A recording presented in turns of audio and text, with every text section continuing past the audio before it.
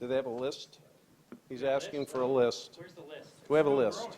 Do we have a list? I need a list. We have a list. We need a list? We got a list? You know it off the top of your head? Oh, absolutely. Just go, yeah, just hometown, the whole deal. Yeah, yeah, you got it. Do we have a list? Copies are being made. All right. I like to kick it off that way. That's good. I think, on a real positive note, I think CC's papers finally came in, and so that was pretty exciting. And just to get it out of the way right now, Thomas, okay, there were no injuries that we're aware of from anybody getting stuff from the fax machine today. So the injury report should be pretty clean. All right, we'll be ready for next year at this time. All right, but guys, what a great time! I love this time of year because we had an opportunity to add some new guys to our family, to our team, to Gator Nation, and I think it really, when you look at it, those guys that jumped on board early, those 12 guys, and the graduate transfer that are here right now to go through spring ball. I think that speaks a lot for who they are and what they're all about.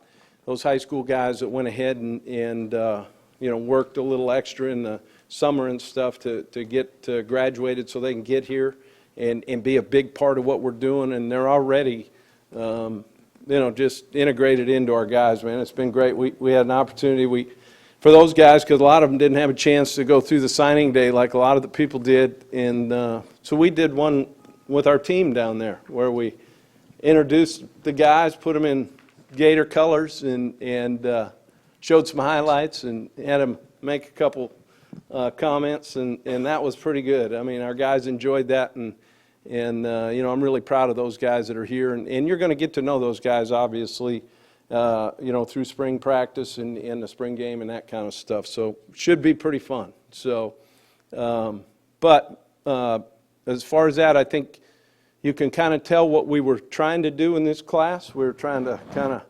restructure some of the rooms, get some new blood in there, get some guys, as competition as we move forward. Do we have it now? All right, you good? All right.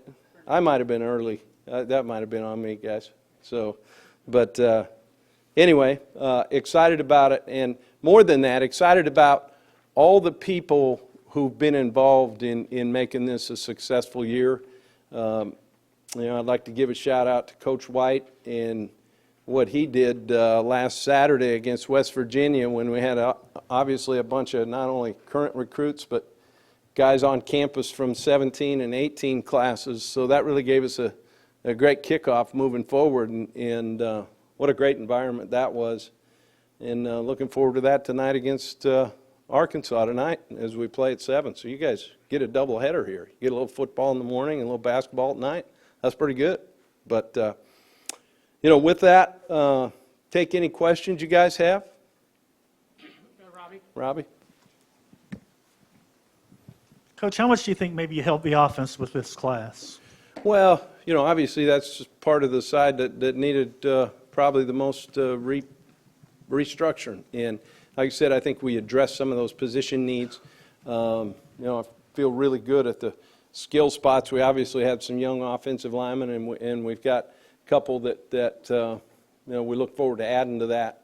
But when you look at it from the receiver, quarterback, running back side, I think we've got some really good talent in there, and it'll be fun to watch them because majority are here already. So we'll get a good feel for that this spring. And how big is that, having the 2 quarterbacks and 3 of the receivers here for the spring? Well, it's just just to see them interact, and just get involved in how we go about our daily business is something that's huge. And I'm really proud of those guys. I'm proud of all those guys that chose to do a little extra work, when it's a little uncomfortable, to get in here and start their college careers, a semester early. This was really your first full year head coach elite recruiting year. Mm-hmm. Can you just talk about what that was like for you? Yeah, it was, it was fun to have the full kind of cycle going forward, as we've already got great momentum, as I said, on 17 and 18. Really excited about that as well, just the way we were able to get kind of an earlier start with all the guys and building the relationships. And I'm really proud of our coaches, and I'm really proud of our people on campus here. Everybody from the administration to the the people who help out with the tours and all that. They can feel what's going on, and as we continue to add to the facility pieces and keep investing in these players is really what it's all about. Mark. You have your sheet? I do. Tyree Cleveland. Yeah. You guys celebrated that one pretty good in here. What was the key there? What got that guy to Well, I flip? think, he's a guy that came by this summer and always had a lot of interest in the Gators, guy that, right there in Duval County, before he moved to Texas. So he's not necessarily, stuck and into the Texas part of it, For him, it's a little bit of a homecoming. And here's a guy that grew up wanting to be a Gator, playing in the swamp, back with a bunch of guys a couple guys that he actually grew up playing with. So, I'm really, really happy he's back in this part of the country. Who did the final legwork getting him? Well, I think that's one of the things, when you look at how we recruit, everybody's involved heavily. Obviously, Kerry had a lot to do with that, being a position coach there, but when he was here, it was a little piece of everybody, and I think he felt it.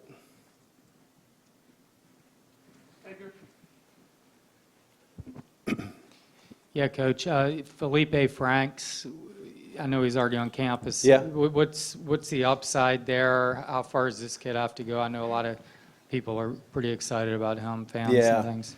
We're excited about him and Kyle, that are in here with that class as freshmen. And here's the great thing at that position, too, is you're getting an opportunity through these workouts right now to really kind of build a lot of, kind of see the leadership piece of it, too, as to how they go about their daily work. And you know what? I know this. We're going to be able to complete some routes on air because these guys can throw it now. The other thing is last year, one of your express goals was kind of locking up the state of Florida. Where do you feel the program is with that? How far do you guys still have to go? Right, in we that got respect? we still got a long ways to go, but we'll continue to work that in all those areas. I kind of like how we've got some from a lot of the different areas, as far as within the state, not just focused on one central area. But that's something we still need to get better at, and we'll keep working at it. Jim, obviously, improving offensively has been priority for you since day one, since you got here. In 14 months from your last two of this last cycle to this one, just how, happy are you with kind of how you've transformed the personnel on that side of the ball with the guys you've brought in? Well, I'm really more so just excited about getting, the type of new blood in those different position groups and different meeting rooms. Bring a little energy, a little competition, an opportunity to really work on some guys as to how you go about your daily business and how you go about, getting better every single day. And, in this short period of time, these new guys, it's been fun to watch how eager they are, but also been fun to watch some of the older guys taking these guys under their wings and kind of a big brother figure. And that's been great to see with, the current Gators as well. I'm sure the last thing that you probably pay attention to is star ratings.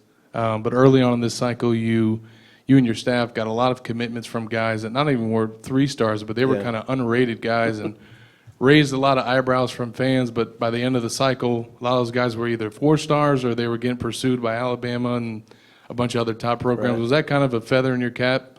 Well, yeah, I'm glad you kind of saw that. This is one of the things we did is we wanted to get an early start on obviously the identification, the evaluation, and seeing if they're going to be a fit for the University of Florida. Not just as players, but, both academically, socially, and all the things that go along with that. And being able to have this full cycle to kind of go back to Pat's question a little bit, I think we were able to really get a jump on some guys. And I was very happy to see our evaluation, as a lot of these guys had great senior years. And then, it's kind of interesting. You start a marathon, and then a bunch of people jump in with about, quarter of a mile to go and hand them the cup of water. You're still hanging on. But that's part of recruiting, and that's why I'm so proud of our evaluation process. And we've got, like I said, a real good jump start moving forward as we're talking about 17 and 18s. What aspects about Austin Appleby really intrigued you to kind of bring him in as a graduate transfer? Yeah, Austin's a guy that obviously didn't show up as one of those, but one of our graduate transfers. And here's a guy that brings experience, a guy started at a high level, and a guy that understands what it is to prepare as a starting quarterback. And that's something that's lost sometimes, is those guys in the meeting room that can kind of translate with those younger guys and everybody, build competition, but also teach as to how you go about your business. And I've been really excited to kind of hear what he's been doing, and having an older guy in there is pretty good. And obviously one of the more heralded guys in this class, Antonius Clayton, just what's your evaluation of where he's at right now as a football player? Well, the guy can get off the football and make plays. And there's a case of a guy that, we got on early, just a credit to his family, the people around him, that he stayed with us. And this is a guy that Gator fans should be really proud of. Jesse over here to the right then, Pat. Mark Thompson, kind of expected to boost the tailback position. What makes him so explosive? And obviously, he's a guy that you hope can contribute right away next year. Yeah, and I think the first thing that comes to mind is his size. And then when you watch the film, his ability to finish. And, he was just up in the office today with a couple of the guys, came by my office to see how we were doing, and said he was at 239 today, and, didn't look 210. You know what I'm getting at? I just, I'm excited to see him as we work forward, and he's doing a great job with Coach Kent. And then, you throw in there LaMichael Pirine along with, Crichton and Jordan already. That's a pretty darn good backfield. We're really excited about it. Pat. When you call for Jawan Taylor, who shows up? Because since you got two of them. The one from the 304 is Jeawan, and the other one's Wani. So, Okay. so we're good. We got it figured out. I'm sure you're aware of what Brett Bielema said on TV today. That You're the new Ole Miss. You're doing things that are shocking people. Do you take that as a compliment or as a sour grapes? Well, I got to get a kick out of it a little bit, because obviously this guy doesn't know who the heck I am. I sure as heck don't know who he is, and I'm not even sure we really ran into him on the recruiting trail. But, I know what I'm all about, and I know what the University of Florida is all about. And I think if you were to poll anybody in college football, I think they'd know that Mac does it right. And I have no idea what this guy was talking about, to be honest. Add to the rivalry when you guys play them? I guess. It'll give you something to write about, I guess. I don't know. There you go. Good for us. Yeah, good for you guys. Nico in the back. Coach, obviously it's a great day when you add somebody like Tyree Cleveland, but you guys also maybe lost a few other commitments. Are you happy with the way you and your staff, quote unquote, closed this signing period? Absolutely. I mean, you can see the numbers on the sheet, and I think we're still waiting for another one that probably hasn't. I think all the papers have cleared. But I think, what is it? How many do you have on there, Mark? 24? Okay. So we got 25 will be signed, and last time I checked, that pretty much is a full class, so I feel pretty good about it. And then how did you guys get better at linebacker today? Well, you look at the young guys that obviously we've got one here already in David, and then you take a look at those young guys that'll be in here taking snaps right away. As I kind of explained to them, we've got some quality at those spots, but the lines aren't very long. It's like when you go to Disneyland and get one of the fast tracks or whatever, where you get to go get on a ride right away. These guys are going to come and get on a ride right away, so they'll have a chance to get better in a hurry. Robbie. Coach, any timeline on finding a defensive backs coach? Yeah, I think we're down the road on that. Obviously, it goes back to something I believe in, is I'm not going to ruin anybody's, I mean, this is something we're ready to do.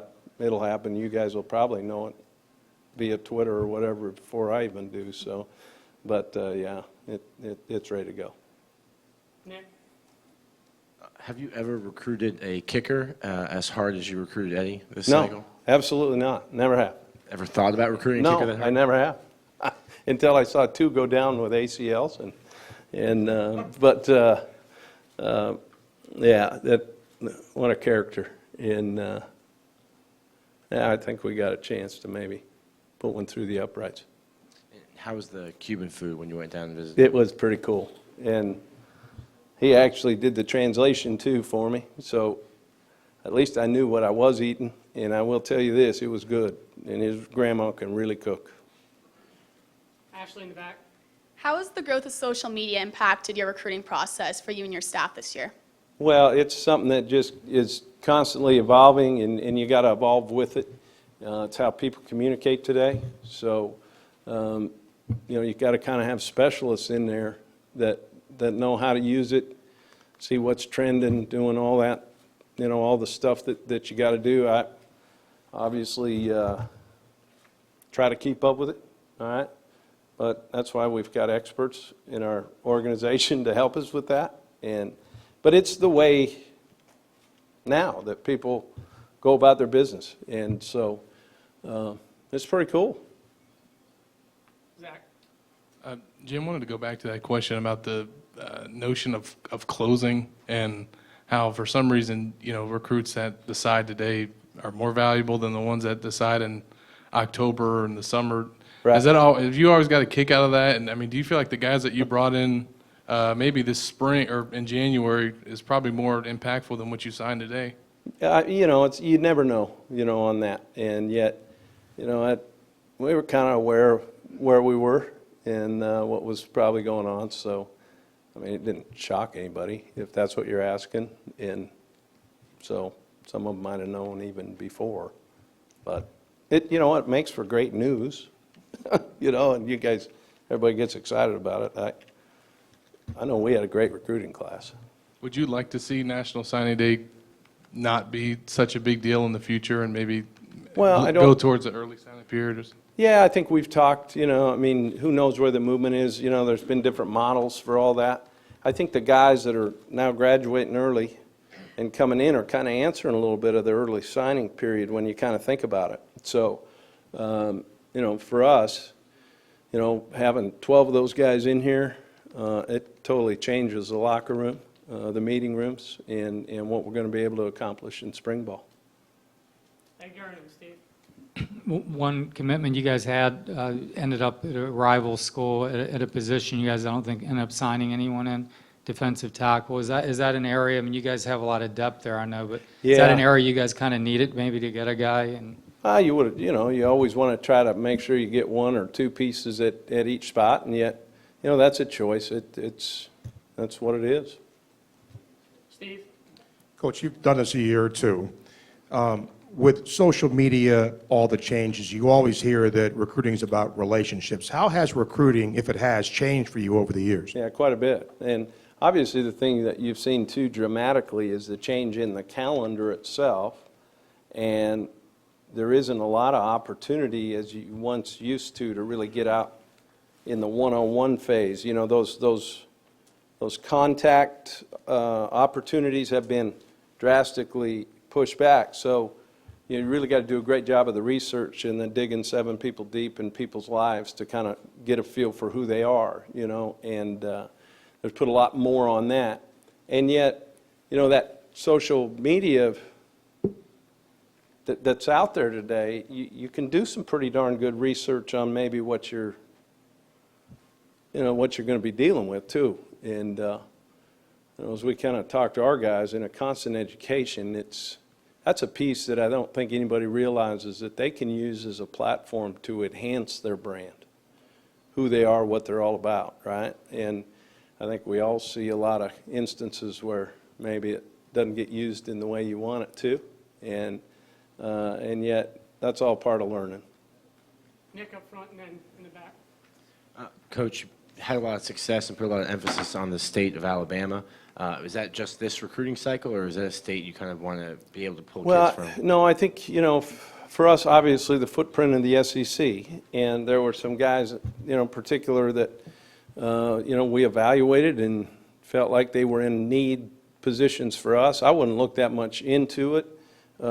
Maybe some of those schools that, are in those areas and kind of get their pick, maybe weren't in need of some of those positions. You know what I mean? So I wouldn't read too much into that at all. And I think when you look at the SEC in general, pretty much every school is recruiting in that footprint, and in this case, like with LaMichael, being kind of in that panhandle area, that's a natural with the state of Florida, and Montgomery is on the way down there, and then when you look at Hoover, that's one of those that we just evaluated. He filled our needs, and he's a really good player. So I wouldn't read too much into that other than that.